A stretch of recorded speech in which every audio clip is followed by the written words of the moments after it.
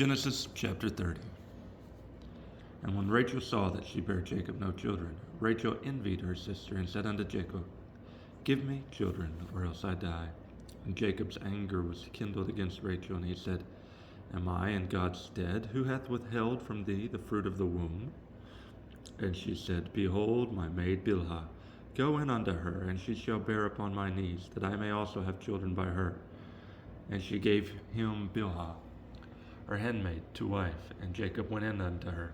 And Bilhah conceived, and bare Jacob a son.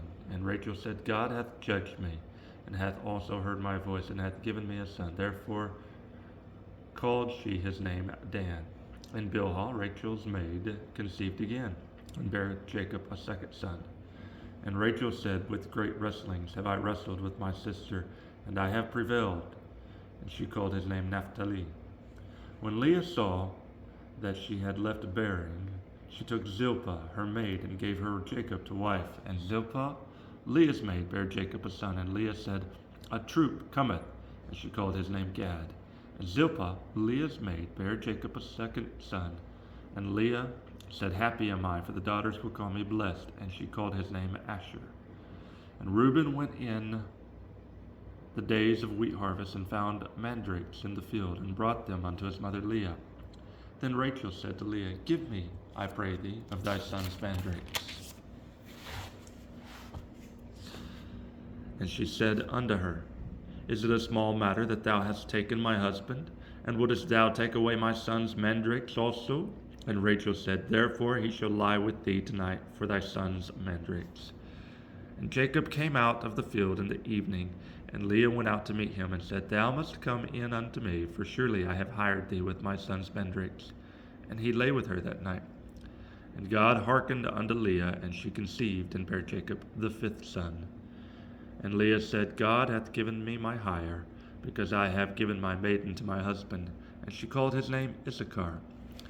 And Leah conceived again, and bare Jacob the sixth son. And Leah said, God hath endued me with a good dowry. Now will my husband dwell with me, because I have borne him 6 sons. And she called his name Zebulun. And afterward she bare a daughter, and called her name Dinah. And God remembered Rachel. And God hearkened to her, and opened her womb. And she conceived, and bare a son, and said, God hath taken away my reproach. And she called his name Joseph, and said, The Lord shall add to me another son. And it came to pass, when Rachel was born Joseph, that Jacob said unto Laban, Send me away, that I may go unto mine own place, and to my country. Give me my wives, and my children, for whom I have served thee, and let me go, for thou knowest my service which I have done thee. And Laban said unto him, I pray thee, if I have found favor in thine eyes, tarry, for if I have learned by experience that the Lord hath blessed me for thy sake. And he said, Appoint me thy wages, and I will give it. And he said unto him, Thou knowest how I have served thee, and how thy cattle was with me. For it was little which thou hadst before I came, and it is now increased unto a multitude, and the Lord hath blessed thee since my coming. And now, when shall I provide for mine own house also? And he said, What shall I give thee? And Jacob said, Thou shalt not give me a thing. If thou wilt do this thing for me, I will again feed and keep my flock. I will pass through all thy flock today, removing from thence all the speckled and spotted cattle, and all the brown cattle among the sheep, and the spotted and speckled among the goats, and of all such shall be my hire. So shall my righteousness answer for me in time to come, when it shall come for my hire before thy face. Every one that is not speckled and spotted among the goats, and brown among the sheep, that shall be counted stolen with me.